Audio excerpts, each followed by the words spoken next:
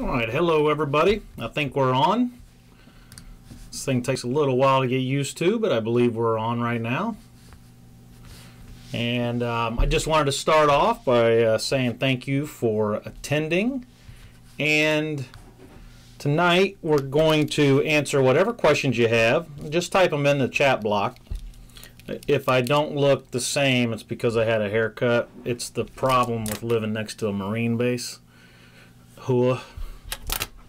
Semper Fi. So, with that being said, whatever questions you have, please type them in the chat block and answer them for you. This is a free service that I give to help everybody out. It only lasts 30 minutes, so get your questions in. And in the meantime, what I'm going to do is I'm going to I usually speak about a certain topic, and it's interesting, some of the topics, if there's no discussion per se. One of the topics that I want to talk about in the meantime, while you're gathering your questions, is the 10-year rule. And you may ask, well, what is the 10-year rule? Well, the 10-year rule is somewhat interesting. When someone tells you that you should only include no more than 10 years of experience in your resume, where does that come from? All right, where does that come from? And it's interesting because what happens is you'll hear it a lot. And I do agree that sometimes it is accurate and relevant. But it's not a steadfast rule. I mean, let's just look at the resume writing certification community. If you're a certified resume writer, what does that really mean? And you're the one giving advice, just like myself. It's our opinion based on all of the different resumes we see. Well, with a company, it's the same thing. If you ask one company versus another company, they will probably tell you something different. If you've ever gone to a job fair, you probably have experienced this, where you bounce from one booth to the other, and you show the people behind the booth your resume, and everyone tells you something different. I mean, literally, if there's 20 booths, you could hit all 20 booths, and they would tell you something different or something that's wrong with your resume. Even if you go to multiple people at a booth, they're still going to tell you different things. So if you had 2 people working at a booth behind each booth of a job fair, and you showed your same resume to all of them, all 40 of these people, every single one of them would have something different to say, and probably negative to say about your resume. All right, so at a certain point, what happens is you feel insecure about what you've put in there, and you start changing your resume and your discussion topics based on all of the input that you've received. So my guidance to you is, just look at the guidance as it might be accurate, and obviously it's the opinion of the person you ask, but it's based on that person's experience. What I like to do is I like to tailor and target resumes, and what that means is we tailor and target it to a specific job. So for instance, if you are applying to a specific job and you're going to give your resume to a recruiter or hiring manager, not just a normal employee, but a recruiter or a hiring manager in that company, now, yes, based on what they have seen, what are they telling you? Right? I mean, for instance, we did a couple interviews so far with hiring managers, and they're telling us what the niches are, what the nuances are when you apply for a job in their company. And that gives you an advantage because now you can tailor and target everything for that particular company. But generically, overall, I wanted to speak about the 10-year rule because I hear about it all the time and I see it all the time regarding those who won't put more than 10 years on their resume because they've been told over and over and over not to do so. Well, my question is, who keeps telling you that? And are you applying? I mean, for one, who keeps telling you that, and where do they work? You know, what company do they work in, and where do they work within that company? Because if they work in the HR section of a company that you want to apply to, then by all means, listen to them. But if they're a normal employee like everybody else, you know, millions of people, giving you their advice, then I would say that may not be the best advice for you, and that you may want to think about including more than 10 years on your resume. Now, here's normally what happens with the 10-year rule. Is I don't know who came up with it. Probably the same person who came up with the resume, the standard resume format, which all of us know does not exist. Literally, you could sit at a job fair and you would receive, let's say you had 500 people attend a job fair. You would probably see 500 different resumes come across your desk. So obviously everyone is getting different advice, and they're getting lots of advice. Same as the 10-year rule. So my guidance, because I only focus on tailored and targeted resumes, kind of like my window back here. You like that? It's a nice target window. Is I focus, and I would tell you to focus on what experience in your past is relevant to the job you're applying to. And if it's long, if you had experience in a job 20 years ago that's relevant to the job you're applying to, then put it in. All right, especially if you're going into the government or into defense contracting. Anything that you're going into that potentially understands your background, it's a lot easier. Now, what if you say, well, they don't understand my background, there's no way I can put it in because I was a commo chief, I was an S3 NCO in a battalion in the 82nd. How can that be related to anything, right?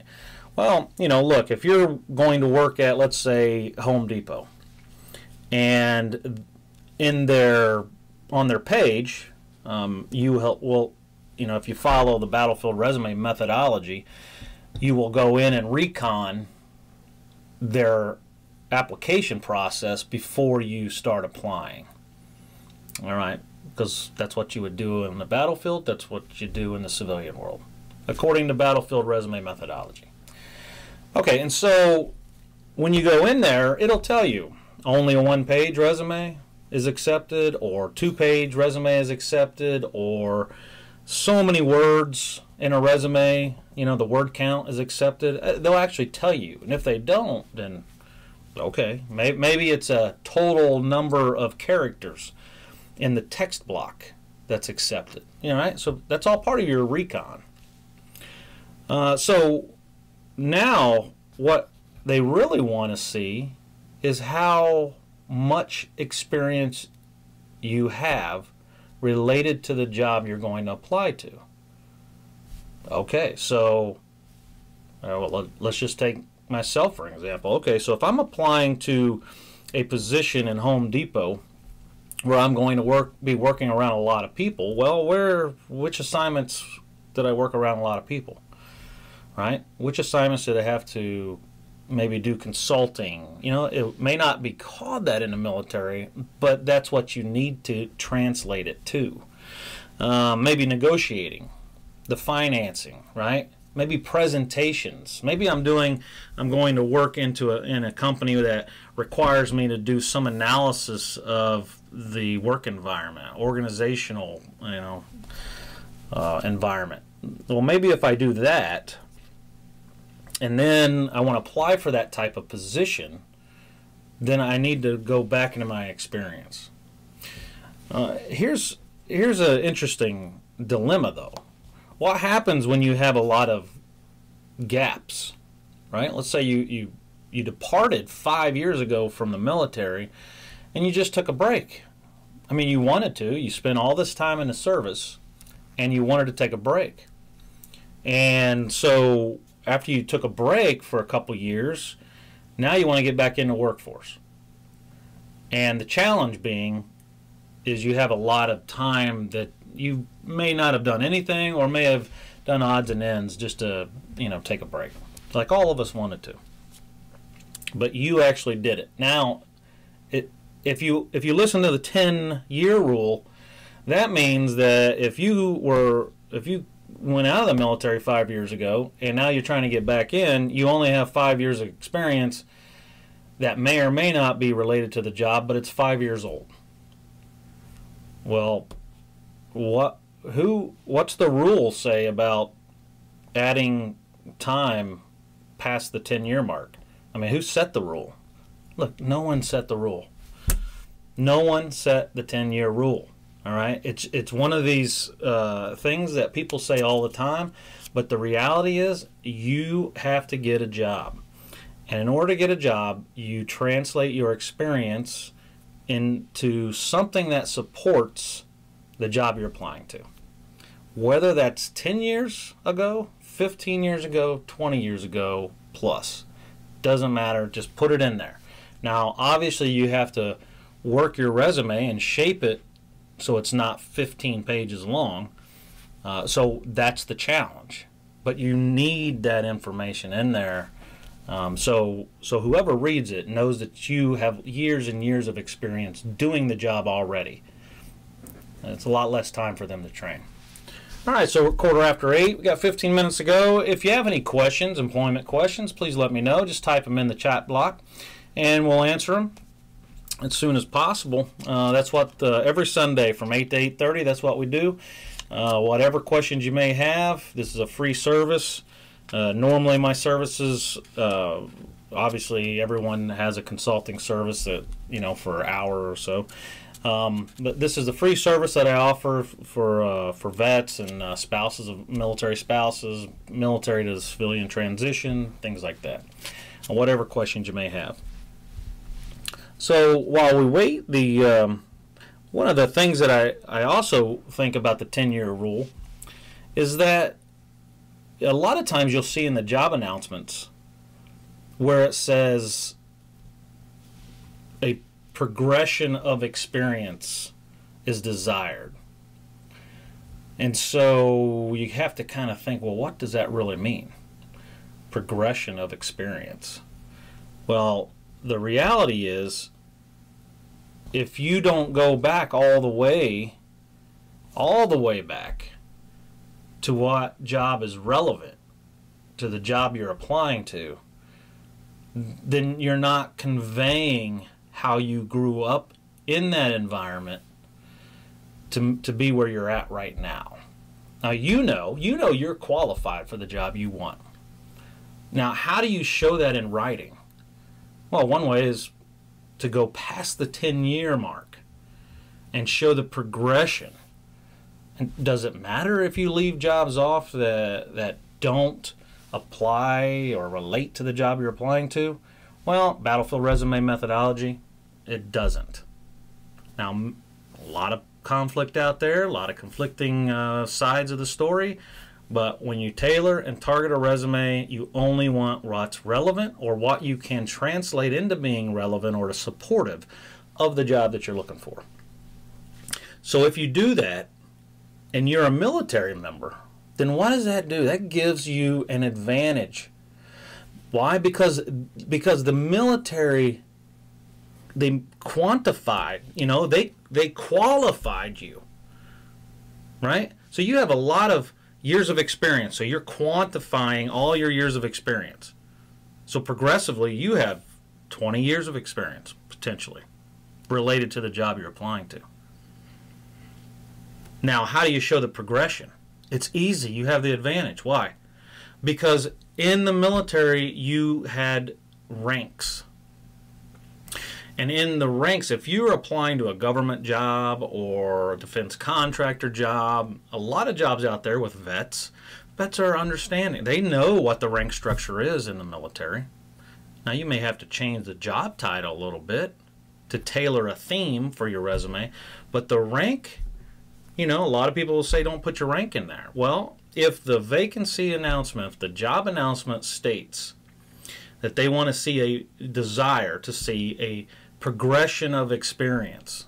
Why is that? They want to know have you done the groundwork? Do you know all the details of what goes into a job like you're applying to, so we don't have to train you on it and it's not a surprise? Absolutely. So if you go back further than 10 years, what does that say? Well, look, I was a private doing this job. I was a sergeant doing this job. I was a sergeant first class doing this job. I was a warrant officer doing this job. I was a lieutenant. I was a captain. I was a colonel doing this job. Right then and there, without me giving you any details of the jobs I held, you can identify immediately that I had progression of experience. So that gives you an advantage. Your military time gives you an advantage just for that. But it only does if you put in all of it, all that's relevant. And do you put the rank in or not? I do. I mean, if you're applying to a corporate job, non-familiar with the government, then I would say, or non-familiar or veteran friendly, then I would say you probably don't want to do that. Probably don't want to put your rank in there. But the majority of jobs that I will have you focus on to make your transition easy, because that's the goal, is they are veteran friendly, and that's a great way to show how you progressed. So let's take for instance. For me, if I was applying to an air defense job, many of you know I was an air defender. Well, when I first came in the military, I was a mechanic on helicopters.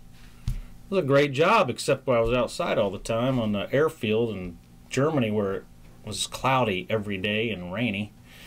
All right. And so if I'm applying to an air defense job now, or an aviation job, I want that in my resume, because it shows what I did back then and what I can do now, right? Back then, a mechanic, I was a specialist E4 working on engines. I went to AIT in Fort Eustis. Okay, so I have that experience, that background.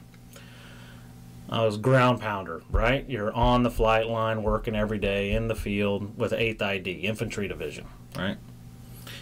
And then, after some time that I probably would not put on my resume, after I went to OCS, I became an air defense officer. And at that point, I was a lieutenant who was in charge of the Patriot missile system. All right, you have some aviation time, you have some air defense time. Does it line up? Well, it just depends on the job you're applying to. One I was an E4, one I was a lieutenant, one I wasn't supervising, the other one I was supervising. All right, and managing. And so you can see how it progresses, how in your resume, without you saying a word, in your resume with all that written down, you can tell how your experience has progressed through the years. All right, and that's extremely important to those who hire, because they want you to already know the nuts and bolts of what goes on with everybody instead of coming in and having to relearn everything. All right, it's a great way to shape it when you do that.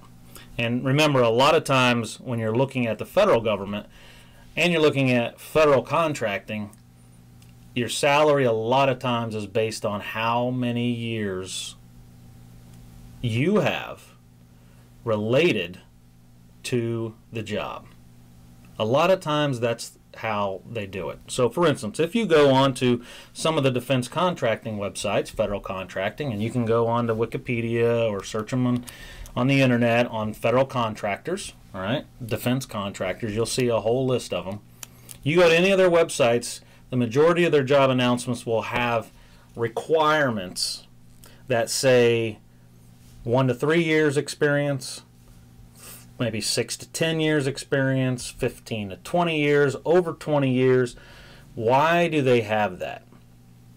If they put in there those years of experience, what they are conveying is salary levels. Now, if you are listening to someone who's telling you that there is a 10-year experience rule and you should never put more than 10 years in your resume, and you listen to them and think that that's a written rule, well, guess what? My resume is, and many others are going to be more competitive than yours. All right, so don't shortchange yourself. Make sure you take advantage of the advantage you have. Put all of the experience that you have, more than the 10 years, so you can hit the 7 to 10 years experience, 15 to 20 years experience, right? Doesn't have to be exactly like the job announcement, but it has to be related to the job announcement. All right, does anybody have any questions out there?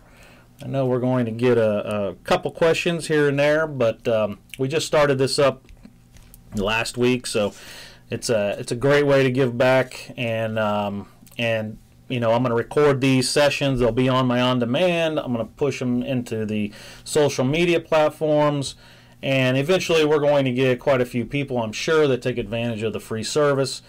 But if you want to see all the different things that we have free webinars every week, every Wednesday, and question and answer sessions for 30 minutes every Sunday, and we have some video training for resume writing in the federal government, USA Jobs, and other government agencies.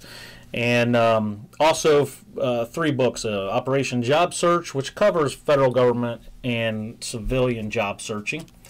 And we have Operation Federal Resume, which obviously covers USA Jobs type of resume. And Operation Civilian Resume, which is a non-federal resume.